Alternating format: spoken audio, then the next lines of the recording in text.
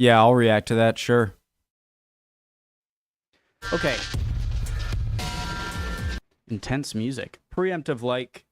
This is from Expedia. Hi, guys. How are you? Manners, sorry. This is from Expedia, which I believe is a travel agency, so I'm kind of curious how it's going to differ from other YouTubers' travel videos that I've watched. So, let's get started. I ordered a new camera, by the way, webcam. This one has served me well, but I've been having really blurry webcam picture the past few weeks, so it's time. Let's get started. Manchester, I'd appreciate any comments if you've been there, or especially if you live there. Any comments at all, I'd appreciate. So let's get started.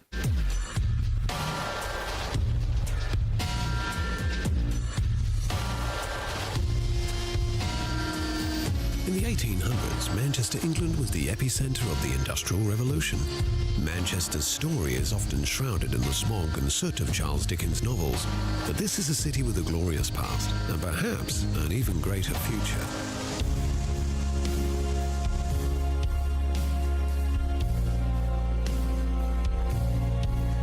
It's been said, what Manchester thinks today, the world thinks tomorrow. Manchester is a city of firsts.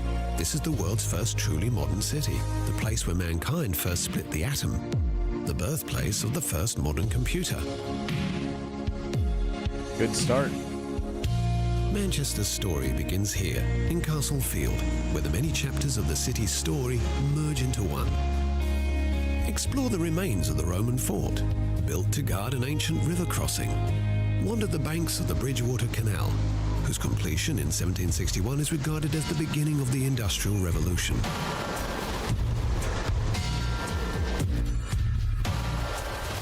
Admire the warehouses and mills, which once numbered in the thousands and generated incredible wealth for the city, while in the background is Beetham Tower, the symbol of a city once again on the rise.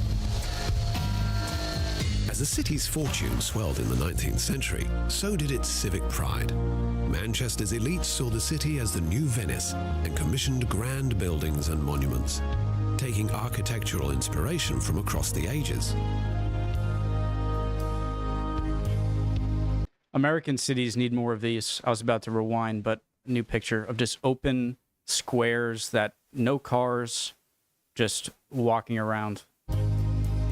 Manchester's crowning glory is its town hall, built to rival the great buildings of London. Admire the incredible Victorian Gothic exterior, lavish staterooms, and murals which celebrate the city's history. This is a building that proclaimed, "This is Manchester, and we've arrived."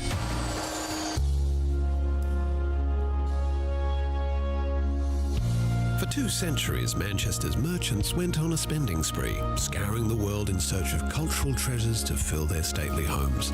Many of these treasures now reside in the city's museums and galleries. At the Manchester Art Gallery, explore the works of the Pre-Raphaelites, Britain's first radical art movement, and more contemporary works which continue to challenge. Ah, what is that?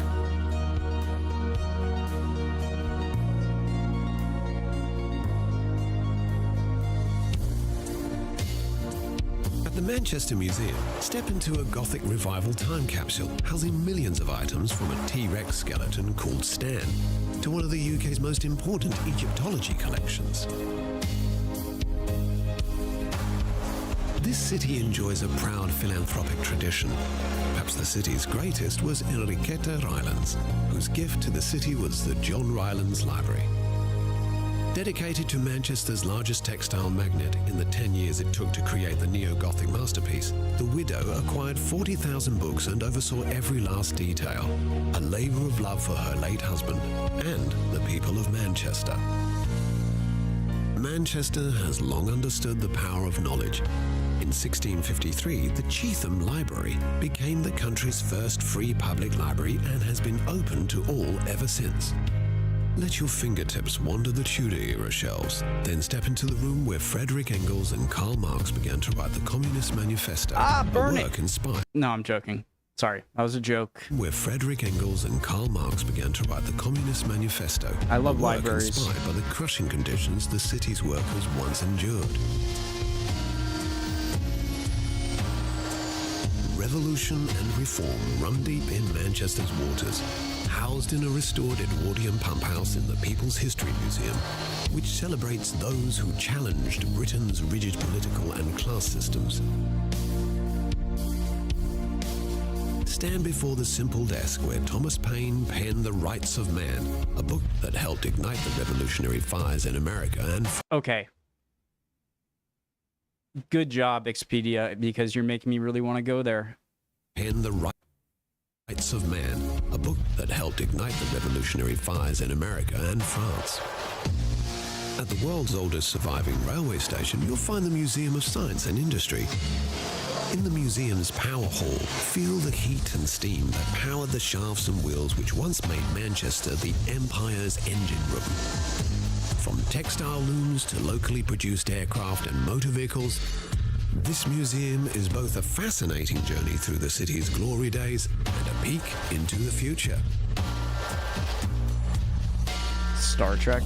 The Imperial War Museum North is designed to resemble the shards of a world shattered by conflict. And there's a Imperial War Museum North, so I'm assuming there are other Imperial War museums, but I love their videos. So that I love how it's focusing too. You'd think because it's a travel channel that it'd be more about nightlife and stuff. But I'm a pretty boring person, okay? I like museums. I love, being outside and in less crowded areas and whatnot. So I almost feel like this is targeted at me. Manchester knows well the horrors of war. During the Manchester Blitz, thousands of German bombs rained down upon the city. In typical Mancunian fashion, this museum strips away the pomp and glory of war and reminds us instead of its human cost. After the 1950s, Manchester's fortunes went into a serious decline and the city was all but written off as a post-industrial basket case. Were the But in Beatles... recent decades, the city began to awaken once more, largely thanks to its youthful creativity. A succession of bands like Joy Division, The Smiths, The Stone Roses and Oasis shook up the foundations of popular music and put... People are going to get mad at me whenever I'm uncertain about Beatles stuff. Okay. The Smiths, the Stone Roses and Oasis shook up the foundations of popular music and put Manchester back on the map. Explore the city's incredible musical heritage in areas like the Northern Quarter and pick up some rare vinyl along the way. Then head to The Village, around Canal Street, which perfectly encapsulates the Mancunian ideals of tolerance, self-expression and good times. But if there is one source of pride that truly unites this city, it's its two football clubs, Manchester City and Manchester United. In 1968, Manchester United became the first English club to become European champions. Today, the club enjoys a global fan base in the millions. Learn more at the National Football Museum in the city centre, or better still, time your visit for a match at Old Trafford, Manchester's Theatre of Dreams, since 1910. Anyone know the capacity? It's not that big of a deal. I'm just kind of curious how many people this can fit. Theatre of Dreams, since 1910.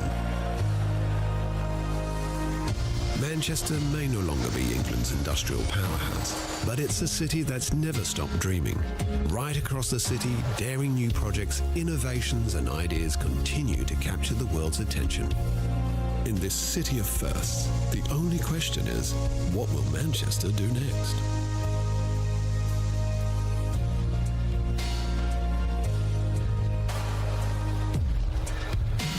I love that.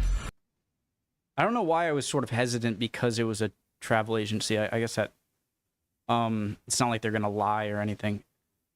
Really cool. I would like to go to a football game. Sorry, egg ball. No, football. And that's the sport that I most played growing up, and I love playing it. I would still love playing it today, but I guess I'm just it. Right. So that's really cool and everything, right? I was joking about I like to make jokes when, communism or Karl Marx is brought up, but in all seriousness, I'm fascinated by him and Engels as well. And this is just a calming picture for me. I love libraries and such an old one for our standards, and with such old books. Really cool. Yeah, awesome guys. They have a bunch more here. I might do Liverpool next.